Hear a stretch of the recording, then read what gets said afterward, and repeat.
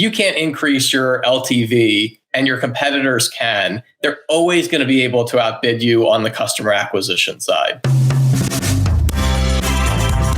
Hey, this is Michael Epstein. Hi, this is Lindsay Hagerman of raincaper.com. Hey, it's Jay Myers. I'm with Ecommerce. And you're listening to the E-Comm Show.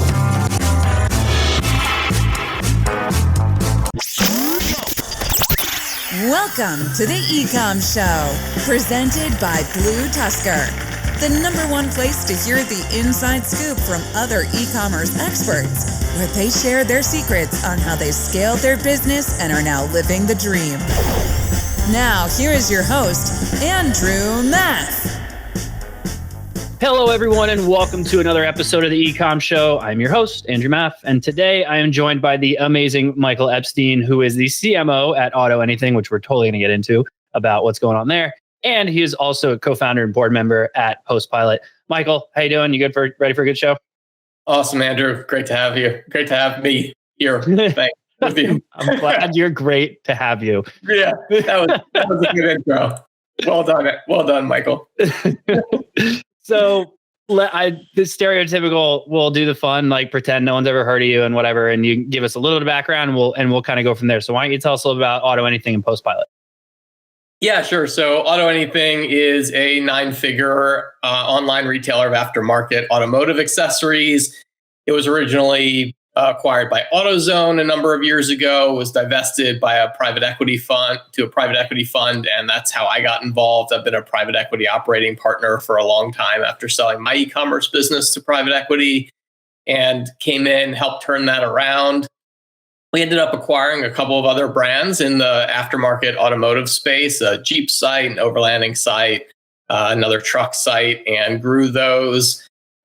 And ultimately just exited that business in November, so just a few months ago, to a venture-backed e-commerce aggregator fund, and now focused more on kind of the M&A side of that.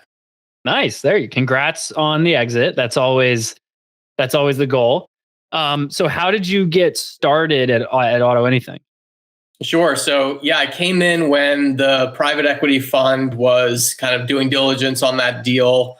It was, as I mentioned, carve out from AutoZone, and I'd been working with this fund for some time on some other portfolio companies. And when it became kind of apparent that it needed a leadership change and a change in direction, ended up taking on the CMO role with my PostPilot business partner and co-founder, Drew Sanaki, who came in as CEO of AutoAnything, and really just worked on turning that business around for a few years. And it was a pretty heavy lift, a lot going on in a business of that size.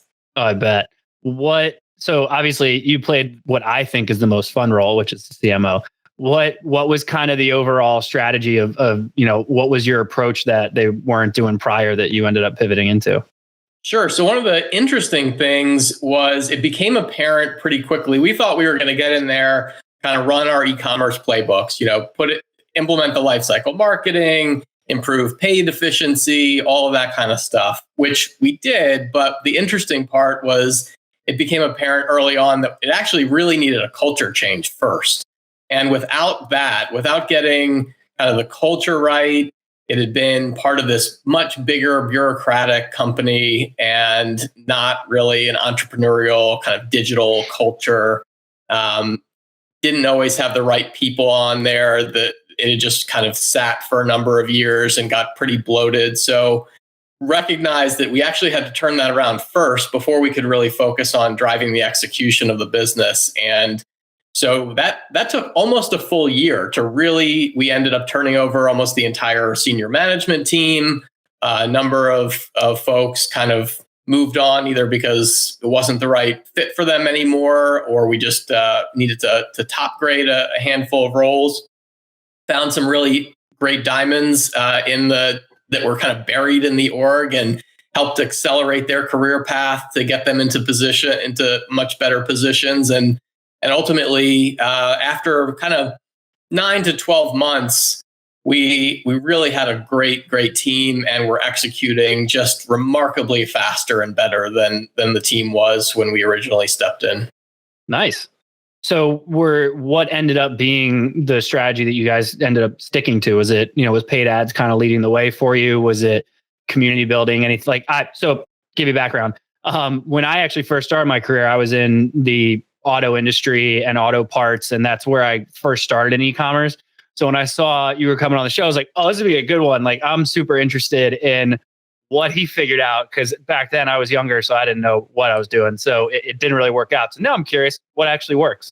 Sure. That's really interesting. So I did not have an automotive background, so it was new to me, and definitely a lot of drinking from the fire hose, learning that market, but it's been really interesting. And of course, we put in kind of the standard Ecomm playbooks, as I mentioned, like really got our email program dialed in. This is a pretty big company with 5 million people on the list. So you could really start to segment and create some highly relevant and targeted messages based on what you already knew about that customer, even the type of vehicle that they drove.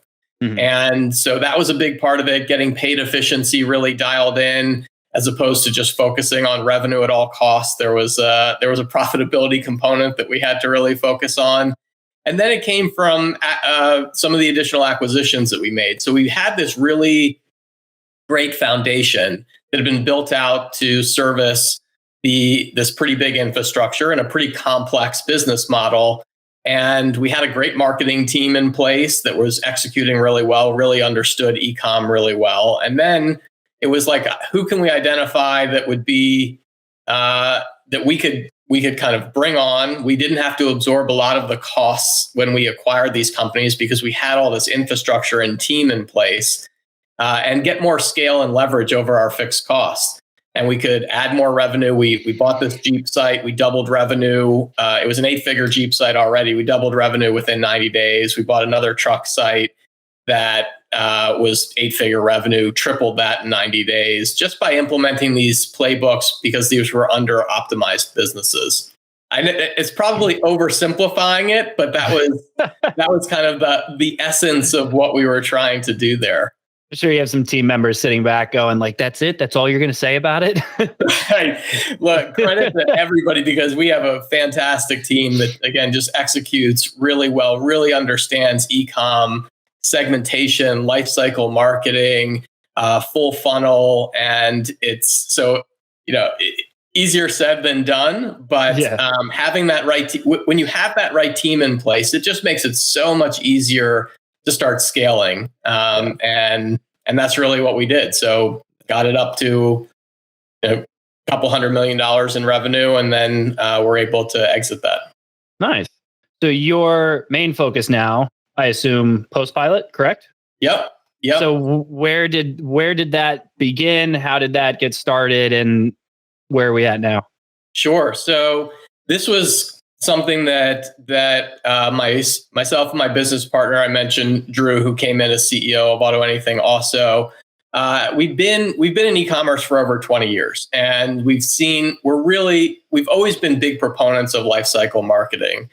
And that's like, sure, your audience knows, win back campaigns, second purchase campaigns, things that are triggered based on user behavior. Classic. The challenge that we kept running into, we had used direct mail and some of the work that we had done in the past with e-com retailers, and it worked really well, but it was super tedious. It had high friction. It was like you were creating these manual segments, exporting a bunch of spreadsheets, trying to find a print house. You would send these giant batches of cards to people, and then you'd get more spreadsheets and have to try and do these matchbacks and figure out what the ROI was. And everything was just manual. And we're like, one, there's got to be a better way to do that. And then it kind of really started hitting us when, we built all these great lifecycle campaigns for these brands that we were working with.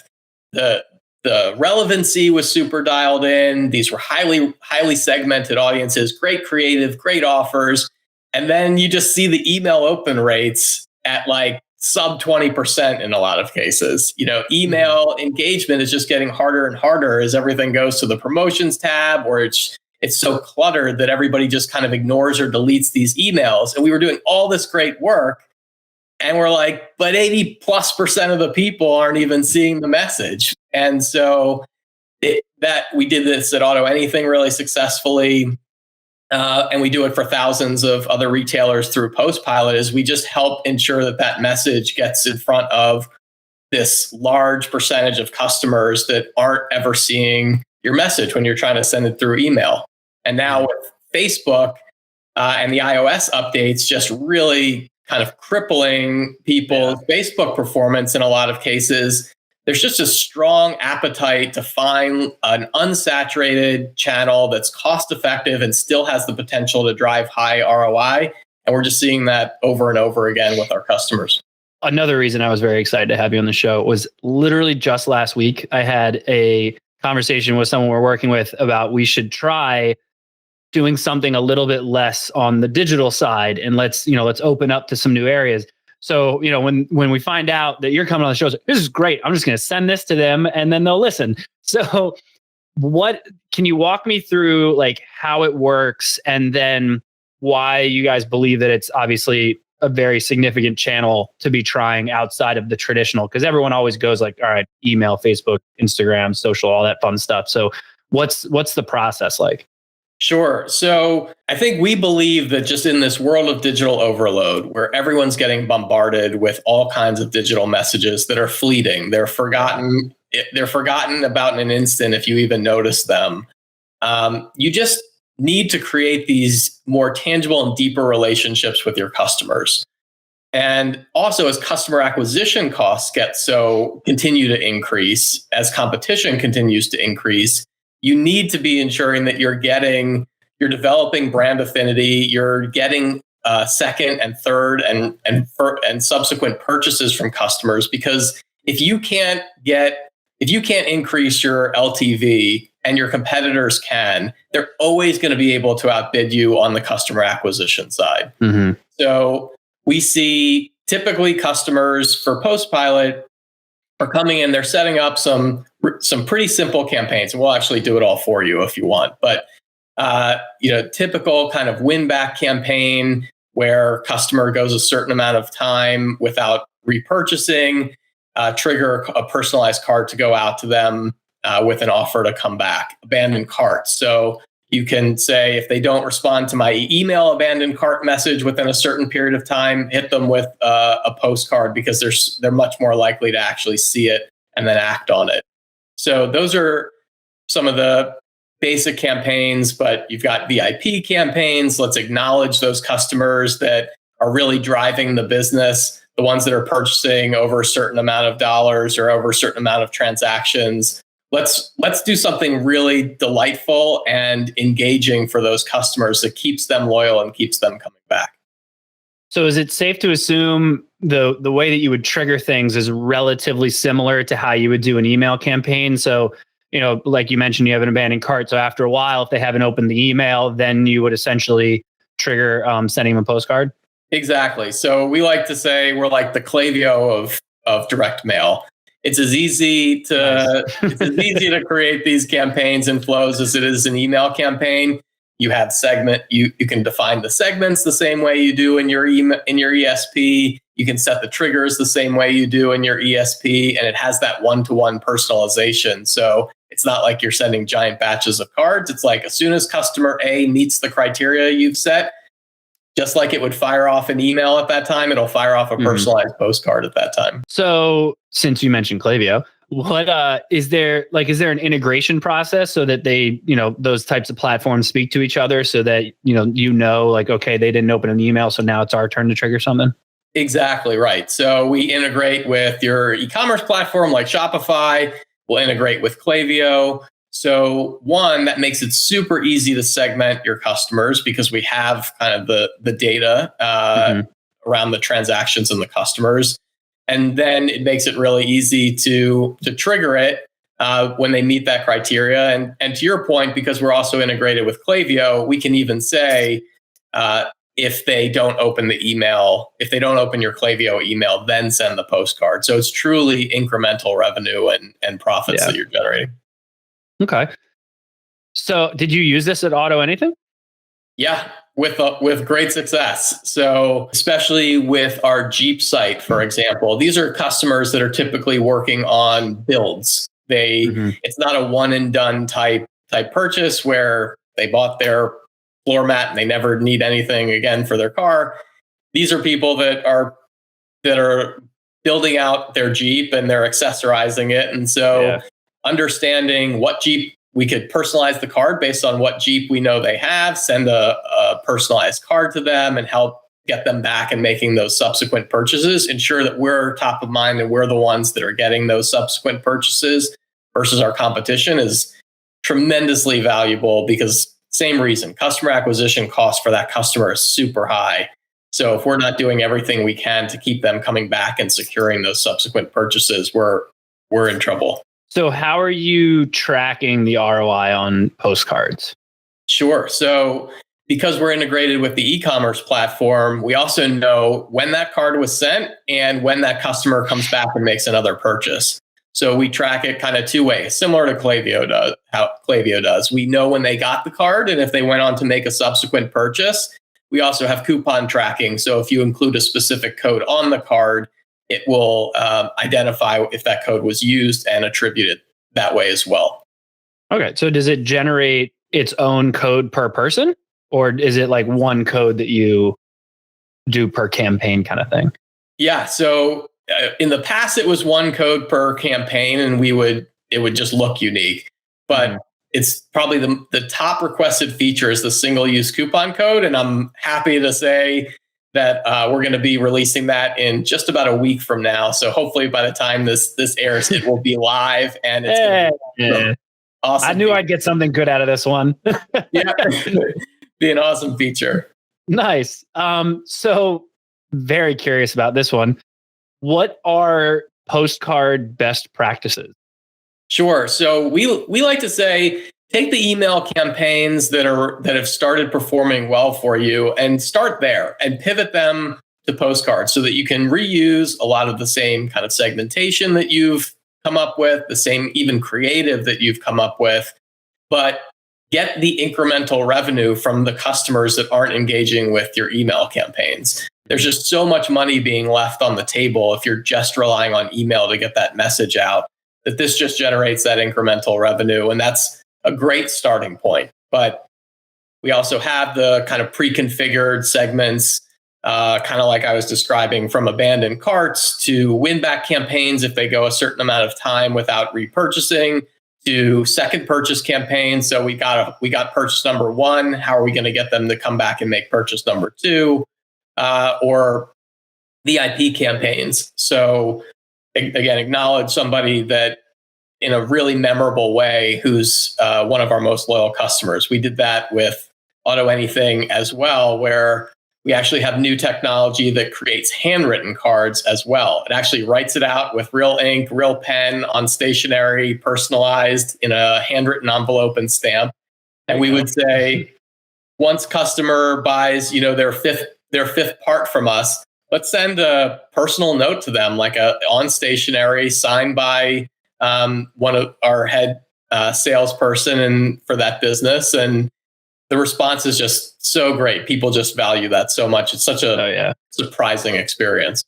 That is a very nice, personalized way to kind of connect. Because I agree, you see that stuff a lot with companies that will kind of create just like a hey, thanks thing, but it's just like this flyer. And those I always see too, especially with email, just those I guess it's not handwritten, but the letter that almost seems like it came from the owner is always really interesting. What kind of level of personalization can you get with this kind of stuff? Sure. So you can use merge fields like the way you would do in an email campaign. So insert their name or insert a product that they purchased and things like that. You can also do it through segmentation. So if we know that we're targeting only people with a Jeep Wrangler JK, let's insert that into the message. And so it feels like it was really written for them. Same thing with Postcards. We could say, these are only going to people with a Wrangler JK. That's the picture that we're going to show on the front of the card. Is AutoAnything still a client, or because you sold it, did they let you go like across the board? No, it works. So that is They're keeping it. Yeah, absolutely. Nice. So, all right. So we got one future feature coming out. What else is working down the pipeline that you're kind of willing to toss a little breadcrumb at? Sure. There's a lot on the roadmap, and I won't commit on timing on a handful of things because I know our CTO would kill me if I did that publicly. But definitely one of the biggest features that we're focusing on over the next couple quarters is a lot more integrations. So rolling out more integrations for a lot of the digital marketing CRM type tools that you're already using today, from SMS platforms to CDPs and other customer data platforms and customer relationship management programs that allow you to just aggregate data from a lot of different sources, segment it, and create personalized marketing based on that user behavior and transactional history. So we want to be a part of that stack. When you have kind of all your core channels, Postcards is going to be one of those channels. So I'm going to guess let me rephrase this. I know what that argument I had with that seller last week. Their argument was like Postcards, like people just get them and then they throw them away. Obviously, I know that if you follow best practices and you can make it stand out, that's obviously a very different scenario. But I'm sure that you get that comment a lot. So what is kind of your rebuttal to that? Sure. So, and it's definitely something that we'll hear. And it's really the email inbox is what's so crowded right now. That's where you're not even reading. Yeah. You're just clicking delete and ignoring most of what comes in. Your actual physical mailbox, that used to be where all the junk mail went, but now you're not getting nearly the same number of pieces of mail that you were in the past. And when you see a card from a brand that you actually recognize and have done business with, the read rates, I mean, there's been studies that show it's darn close to 100%. It doesn't mean that every person's going to act on that card. Of course not. But think about when you're going through your mail. You're not typically just taking the mail out of the box and throwing it all into the garbage. You're flipping through it, right? You're seeing what's relevant to you and what isn't. So at a minimum, you're flipping through it. You're seeing a card from a brand that you recognize and have done business with, and you're processing that message, which is more than you can say about a lot of the online ads and emails that you're receiving. So if you're at least getting that message in front of that customer, you've got a good shot. And our results speak for themselves. To your point, when you're following best practices, these businesses are getting 10, 20x ROAS on these campaigns pretty consistently. So it does work. And it's also cheaper than you think, because with costs, with CPCs going up so much, I mean, a postcard is... Yeah, tell me about it. Yeah. Postcards are fixed costs, right? It's the price of a stamp. So you're not paying jacked up rates because competition is increasing. Your CPCs aren't going up because, I want to target this coveted audience of 18 to 45-year-old females or whatever it is, or because I'm sending around Valentine's Day, I'm not going to pay more. The price of a stamp is fixed. So it's typically less than the cost of a click. That is a very sound argument. And I can't wait to send this episode to the person I was talking to. Made me just think of that. So now I'm like, I had a question and I forgot what it was now. So the example you're talking about, obviously you still use it at AutoAnything. Sure. That's a 9-figure plus company, correct? Mm-hmm. Okay. Do you believe it can still work for your smaller companies that are, maybe still in the 7-figure range? Yeah, absolutely. So it's a great question. Our target customer, our ideal customer, is typically 5 million plus in annual revenue. Mm-hmm. We can work with companies that are smaller than that, and we do work with kind of low 7 figures as well. But the sweet spot, the sweet spot starts to happen around then, because you've got enough of a customer base and enough transactional data and history that you can create some really strong segments, and you've got enough volume that you can really start to move the needle. So typically 7-figure plus. Once you start getting into kind of that mid to high 7-figure range, then you can do some really, really interesting things as well. I can also see how it might get a little out of hand, right? So like you'd sometimes, especially with emails, like I know some people that send emails like 2 or 3 times a week. And I'm like, okay, you're the reason that I can't send emails to anyone. Yeah. So what do you say is like the proper amount to be sending someone a postcard? Sure. So we're not suggesting that you send a card every day or even every week. It's when specific events are triggered typically, or when you have big events that you want to promote. So big holiday sale events that you might have. Valentine's Day is coming up, or Mother's Day, Father's Day, Black Friday. Those are key events. You need to make sure that your message isn't getting lost among the millions of other other marketing messages that are being sent to your customers. Those are great times to send. And then you've got the triggered events. So when a customer has purchased something and you expect them to buy again at a certain point, consumable type products are great fits for postcard marketing, because you know that I just sold somebody lipstick, and we have a big cosmetics brand, Boom, on our platform, and they know that when their customer goes 35 days without repurchasing a new lipstick, like that's gone beyond the expected lifespan of that product, and we need to get them back. The retention's typically good, and the profits are so high on that product that if they risk losing that customer defecting, the value that they lose if that customer forgets to come back and buy again is tremendous. And when you do get them to come back and buy again, it's just almost pure profit at that point. So what's like the coolest thing you've seen someone do with the platform so far, where you were like, I didn't even think about doing that? I think that I was looking at one customer today. It's a shapewear company. So kind of like Skims, the Kardashian brand, but an alternative to that. Mm-hmm. And they've sent 100 different campaigns, which is a lot when you think about the number of events, or a lot of them are automated. So that's a lot. And they were doing one thing that they did was they came up with their own kind of marketing event where kind of like their Amazon Prime Day kind of thing. So they created their own event and used Postcards to announce it to all of their customers. I thought that was really interesting. And one of the other features that we released recently that I'm kind of surprised has taken off to the extent that it has. I guess I shouldn't be, but we released QR codes, and that's been just massive, where people are sticking their QR codes on the cards and making it really easy. I think with COVID in particular, and everybody got COVID helped. Exactly. Everybody got so used to doing it. COVID rescued the QR code.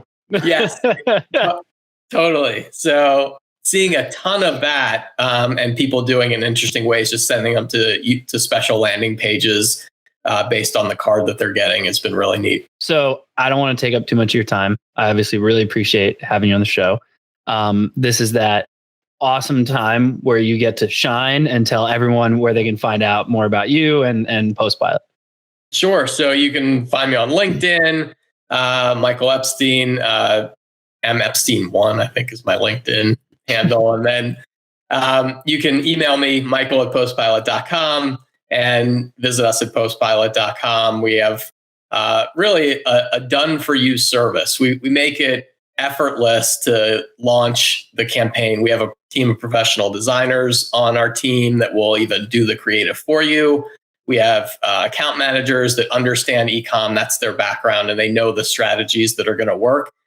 It's basically like, we'll do it all for you. And I'll send you a link too that you can throw in the show notes so that you can even get the first campaign for free. Perfect. Because we know when it'll work, and we don't want confident. Yeah. So if we know it'll work for you, we'll show it to you for free, and then we know you're going to come back and keep sending. Perfect. Michael, big thanks. Thanks for being on the show. Everyone who tuned in, of course, thank you as well. Make sure you subscribe on whichever podcast platform you prefer, or just head over to ecommshow.com and you can see it all there too. But per usual, thanks for coming in, and we will see you all next time. Have a good one. Thank you for tuning in to the Ecomm Show.